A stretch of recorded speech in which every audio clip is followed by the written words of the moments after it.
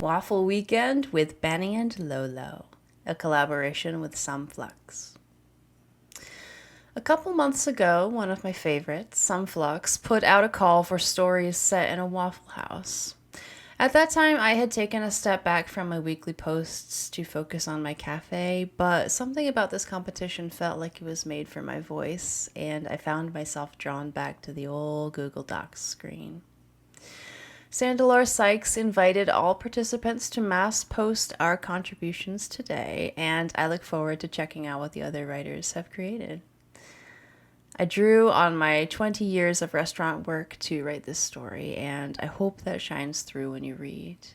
I chose to share a scene from the perspective of a waitress with a dangerous and delicious secret, and I reserved a seat at one of her tables just for you. Please dig in and enjoy. Benny and Lolo. Rock and Soul slaps onto the Wurlitzer, and Cry to Me fills the Waffle House. Benny on the grill's in a sentimental mood today, and it's his turn to run the jukebox, so it's been this shit all afternoon. I don't have the heart to tell him to change it to something we actually want to hear. A tense family of four gathers themselves from the table in the back and leaves in an earthquake of angry whispers. Gotta wipe that table. Golden hour filters Benny's cigarette smoke, which mingles with the swirling trails coming from the few diners along the counter. The owner got big ideas and drilled that new honey well into the wall last week, and now the smoke cloud twists over to that corner. The door jangles as Benny steps outside for a moment of sunshine. Next on the turntable, as time goes by, good old Julie Wilson. I blush recalling my first ever date, when the boy who sat behind me in world history took me to see Casablanca at the fancy drive-in movie theater at the edge of town. I remember when Lon Detler finally agreed to sell part of his land to Mr. Philip Smith so his company could build the Orwell Ozoner. The op-eds in the weeks before flew fast and thick. I forget my date's name now, but I remember the panic and curiosity foaming inside me as his hand slid up my thigh in the back seat of his old Super Deluxe. The seat was beige velour in my own left hand as I braced underneath him.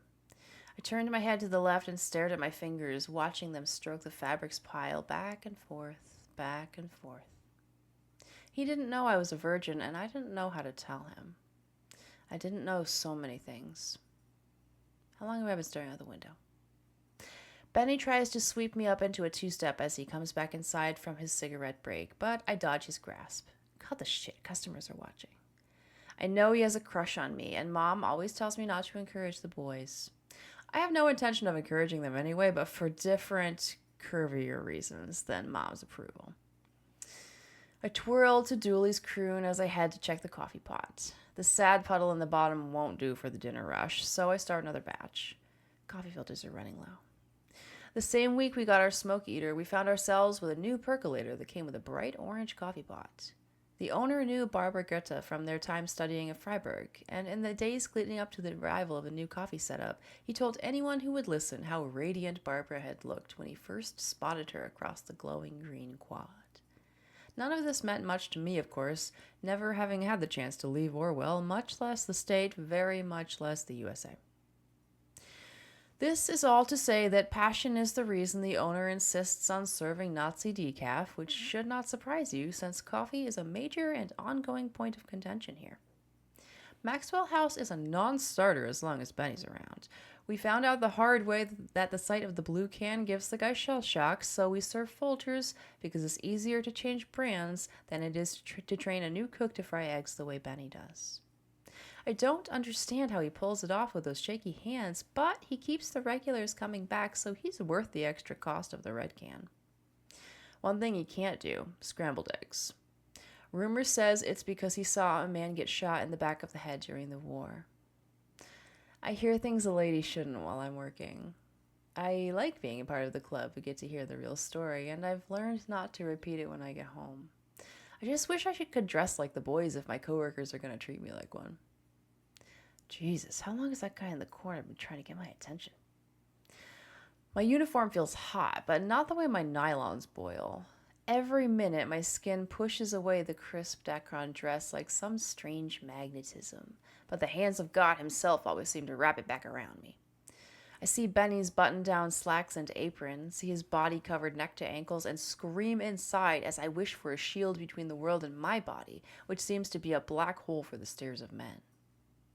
I see them sitting at the counter, how their eyes dart away anywhere in the room but my ass when I turn. I see the down up flicking as they fight to make eye contact while they crave my breasts and my dress. Don't even get me started on how they joke about the little paper hat. Click slap goes the jukebox, and Chet Baker croons "Everything Happens to Me." Jesus, Benny's really in a mood today. I know it's his turn to pick the music, so something has to be done. I check to see if the coffee I started earlier is ready. Just finished. God, I'm good. I pour a fresh cup with a dose of cream, no sugar. Wipe the table in the corner when you get back. I paste on my most motherly smile and walk back through the narrow hallway that leads to the kitchen, where I find Benny pouting over the flat top as he watches an egg fry.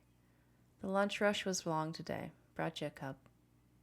Benny eases a spatula beneath the over medium and slides it onto butterslick white toast waiting on a corner of the flat top. What do you want, Lolo? Checking in, bud. What's up with the sad songs today? Oh, nothing. I'm just gonna die alone. Benny. No, really. I asked her to the mixer they're having at the Legion next week, and she laughed. She laughed low. I work to keep my expression neutral. Benny has been in love with Rachel, the girl who works nights and weekends at the ice cream shop, since before the war. In my most honest hours, I can admit that I have been too, only I don't get to put on torch songs and make it everyone else's problem. The last time I went out to the shop, she gave me an extra scoop and my root beer float and winked. I thought I would fall off my stool. Benny sees something flash across my face and decides it's a critique. You think she's too young for me? This is so far afield that it makes me physically tired. No, I'm just having a long day. It's too much to hope that he'll ask a follow-up question. Drink up. The next rush will be here soon. I nudge the cup closer to him and head out to the counter, my mind ablaze with two thoughts. She didn't want him for the mixer, and my shift ends in 10 minutes. I try to stay busy. Fill the napkin dispenser, shine the soda machine, wipe that table. Don't think about Rachel's perfect lipstick on her perfect lips. Finally, the dinner server arrives, and I win my freedom for another night. I spent a little extra time cleaning the grit from under my nails as I wash up in the employee restroom, and I even take a swing at a cute ponytail. Don't make eye contact on your way out the door, or someone will want something from you. Benny's day be damned. I slip a nickel in the whirly, and Helen Forrest sings Mad About the Boy in my wake. Time for dessert.